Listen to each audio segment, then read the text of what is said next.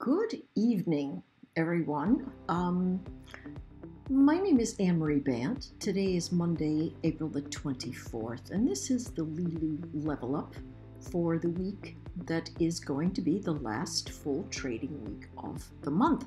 It's also the week where 42% of the S&P reports and some very heavy hitters, Amazon, Microsoft, Google, the list is gigantic, and they could really jostle the market around. So this page is actually the Place Your Trades page, and the quant stats, which I love, tell us for tomorrow, these pop up at 6 o'clock in the evening, I believe, tell us for tomorrow that if we open up, there's a 61% chance that we close above the open, and the profit profile is 1.75. So that is gigantic. I mean, that's gigantic. So let's see what it is for the NQ. Not as good, but everything is saying tomorrow buy the dip, right? This is buy the dip. So today was also a buy the dip day. The question is, where is that dip? And so my thought, it was somewhere around 41.47. Everyone knows that if you were listening to me, you know that that's really what I was looking for, that 41.47 area. It did dip just a wee bit below that, but not very much. And it's certainly, I don't know that it did it during the trading hours. Let's even see what happened here. Yes, so that was at 12 o'clock. We had that dip, it held, and as it got back up over 41.47, it was all the way into a really great space to buy. So what the market is telling us is pullbacks into these areas that might be caused by something ugly going on in the market, going to be a nice trading day tomorrow. So I like that. I love when the quant stats come in and they give us that kind of information. Love it. So I use all kinds of resources, and the resources at Place Your Trades is certainly very good, and they're free. So there you go. So what are we looking for? Pullbacks that are buy zones, and any kind of bouncing into this region could break out, but I suspect that really what we've got is something else that's a little bit sideways, because the Fed is going to be next week, and we've got this story of the debt ceiling, so everybody's going to be just a little bit freaked out. There's going to be political grandstanding and political theater, and then they're going to raise the debt ceiling, and we'll be off to business again, because they're just going to spend us into oblivion because everybody wants to get reelected. But that's the storyboard there. Levels to watch. Again, 41.40, key zone to come back into for the last, I think that was last week's line in the sand. Let me double check. Yes, indeed. Oh no, last month. Last month's line in the sand for the close. And now we're looking at more sideways action, but this is the first day in 1, 2, 3, really that would have been the fourth day. This is the first time we've closed actually above the prior two candlesticks. So that looks bullish to me, folks. Pullbacks going to be buy zones. The VIX is way down, the VVIX is way down. The brand new, let's see if we get this. Hang on, I'm going to pause and see if I can bring it up. Looks like I can't bring it up. I wanted you to see the VIX1D, which is the individual volatility for the day. I'll show it to you in the end of the week report that's going to come in on Thursday night, this Leeloo Level Up. So what are we looking for? Pullbacks that give us buy zones. Ideal bounce pattern is going to be at around 41.40. If a lot of buyers come in, we could really hold the 41.47 area, and then we're going to try to track up to 41.74, and then maybe even 41.87. But those are the regions that we need to watch in the ES and realize that we do have ourselves a bounce pattern in the near term, but where we want to engage is on the deep fade, and that is going to be somewhere around this 4136 to 4140 area in my mind. All right, so the key thing we want to see is if we dance all night around 4150 and then we begin to hold the area, as soon as the morning opens up, it's going to be in good shape. Pre-market action might be a little bit noisy depending on who reports. For the NQ, we're looking at very congested motion, right? We've got some bullish activity using the awesome oscillator. Everything's above zero, so it's telling us it's just fleshing out a support zone. And so we can clearly see old resistance, new support. We've talked ad infinitum about the test of 12,950, that region right there, and it came right in to test it, and it could do it tomorrow. I have to say, I believe a lot of people are going to let this sell off, and then they're going to buy the deep fade. Could be significant. It might not be, but I'm going to put that number up. It's 12,740 for that region there. If the price action comes up and begins to move over that 13,090, we've talked about 13,090, 13,075. If it comes into that zone, you know that traders who are buyers are going to get fairly enthusiastic about that, and then that's going to push it up to 13,300, right? Something like that. Yeah, something like that. Probably a little lower. So we're going to put 13,220. We're going to watch to see how it goes. If you're looking for what this oscillator looks like, I'm using the SMA, and that's about it, right? Close, nothing fancy, just the regular awesome oscillator, which is great. It's kind of a dumb name, but whatever. It is a pretty good oscillator, so the author of that is okay if he wants to call it an awesome oscillator. All right, here we are again. YM, old resistance, new support, same sort of thing. This is critical bounce zone. If we break down, folks, traders are going to try and buy this. Now, the question is, how do we chase it in terms of looking for the low? Let it collapse. Since the quant stats tell us it needs to fade, let it collapse into those fades. What might that be? I don't know, it might be 33,500. It might be 33,760, but it loses it and goes to 33,500. 33,600, and then it begins to bounce. But what we do see is a recovery event here, and it looks like a pretty good recovery. So pullbacks, also buy zones here. There's still too many people that are aggressively short. Could we get to 34,000? Yes, we could. We'll create an alert there. Pullbacks again, buy zones, pick them up. If you lose, here's how I do it. I let it lose the level. I don't put a limit order out there. I let it lose the level. When it comes back and holds it, then I'm going to buy it. So how does that look when I'm holding it? It's going to be a basing pattern or a bottoming pattern, right? It's going to be a double bottom, a sideways pattern, or something that looks like this. That's how you know a chart is turning around and moving in the other direction. And so that's what we're looking at, between 33,500 and 34,000. So the RTY is also giving a fair bit of trouble. It's holding its support. Remember, all the regional banks are sitting in here, and a lot of housing stocks are sitting in here, and yet it is still holding baseline support. So the question is, what's it doing holding baseline support? I don't know, but I certainly would not short it.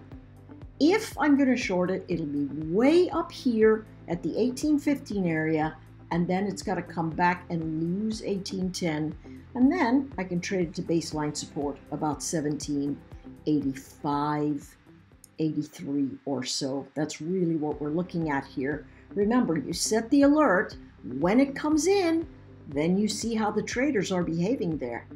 Okay? Once you see they're behaving in a certain way, let's say you're going short and they bounce up and come back down, that high of that bounce is now your ceiling. It's going to be the resistance zone, and if you lose it, your risk is going to begin to expand. Could it expand widely?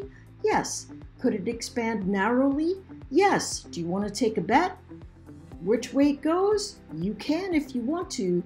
I'd just be very careful with size. Size is going to be really, really important. Let's take a look at oil. The oil chart did have a pretty good bounce. Remember, my thought was, hey, listen, if it can get into 76, it's going to be a buy zone. Well, it didn't quite come into 76. It came into 76.60-ish. And so that really is the baseline floor for what we are looking for with this chart. If it comes back into this zone, going to be bullish. Here's the thing. Look at what it's done. Comes into the support, goes into resistance. This is where trapped buyers are. Sellers come in and push it down. In the overnight, when it begins to trade, if it pulls back and holds that 78, you can trade it there and have 26 cents, 30 cents of a stop. That's up to you, right? For me, I still have downward motion. So if I'm thinking about a long, I would want to see it bounce, but then get back up over 80. If it can get back up over 80, it's going to run into the next group of sellers that are trapped there, and you've got to be really careful about that. Okay, taking a look at gold. Gold's stalling out a little bit. As I mentioned last week, I believe that gold is a little bit overheated, but it did come into that 1984 area and bounced. But notice there's a ceiling here at 2007 or so. I still think it's a ceiling to watch in the near term.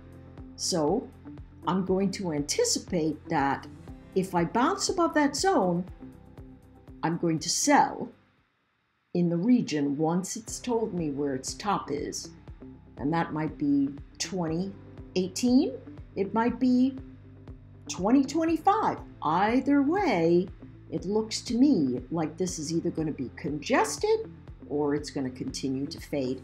Anything below 1980 is going to run into the next area of support, sitting down here at the 1965 zone. It really is a clean looking chart. Everything's coming in, reverting to some sort of grander mean, some bigger formation that is just making higher lows overall. My thought is the chart's really going to try and hold this region right here. A little bit of thin volume sitting all the way down there at 1975. All right, very quickly, for those of us that trade SPY and the other ETFs where we don't have to fret about the futures, let me give you these. No, hello, that's not the price of SPY. What's going on here, Fred? Hang on. Well, for some crazy reason, the SPY is not printing correctly here, so we'll just go on with the Qs. SPY, we've got the top edge, 413, the bottom edge, 410, and I think it's going to chop in between there all day long, tomorrow as well. If it does break down, I anticipate that it's going to jump back up and come into the congestion zone. Same thing here for these guys. My thought is, if we look at heavy congestion, the area that's going to be the most important, that's critical support, is 310. If we get a long wick into this area, it'll be a buy zone. There's also a fairly good shot at 312. We almost came right into it for the Qs. And then up here, 322. Top of the range, right? I do not see the Qs expanding much higher right now. I just don't. I think it'll be landlocked for a bit. IWM, real estate sector, and then some. This one, absolutely range bound. What is the base? If it comes into 175, remember this, okay? If it breaks down and it breaks through my 175, just step back and go, all right, let me see which one of these it needs to come to. Maybe it's 172. And then watch it recover those edges. Traders are not going to go crazy doing X, Y, or Z. Everything is going to be really organized right now.